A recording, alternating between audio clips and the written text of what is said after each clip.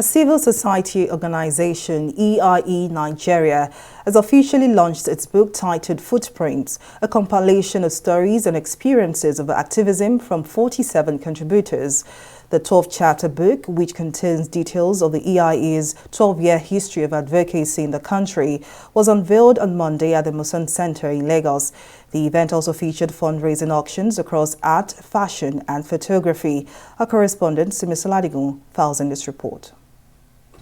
The call for the institution of good governance and citizen engagement in the country has been the watchword of youth advocacy group Enough is Enough Nigeria since its inception in 2010. To celebrate its 12-year history, the organization is launching its 12th-chapter book titled Footprints, Past, Present, Future, a book that chronicles the organization's journey and contributions to building a new generation of active citizens. The executive director of EiE Nigeria, Yemi Adamolekun, urged Nigerians to be proactive in demanding good governance and accountability from political leaders. We assume that people understand what a democracy is, but you can't understand what is not taught. And democracy is not taught in Nigeria. We just expect people to have osmosis and understand these things. So we spent the last, 7 years now, speaking about the office of the citizens, letting people know that you do have power, you do have a voice.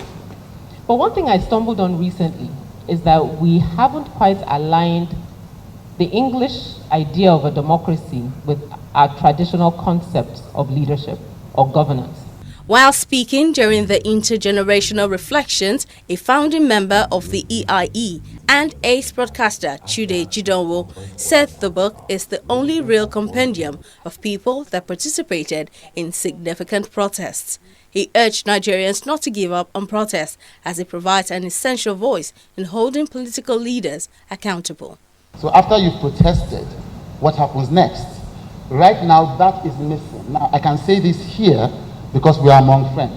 I won't say this on social media. I won't say this because it will be critical of the new movement. And that's not the purpose of it. But if all we do is individualistic, protest and go, then nothing happens, nothing changes. The CEO of Red for Africa, Adebola Williams, who is also a founding member of the initiative, along with journalist Tolulope Adeleru Balogun, both of them contributors, read excerpts of the book to the audience. There was unrest in Jos, killings and unnecessary deaths as a power vacuum at the federal level.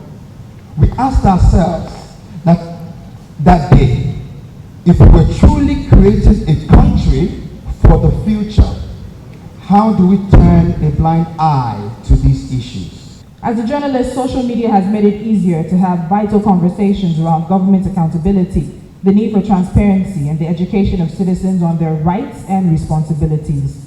Many of these conversations are interconnected and intersect at the point where the media recognizes how critical social media is in helping to achieve its aim.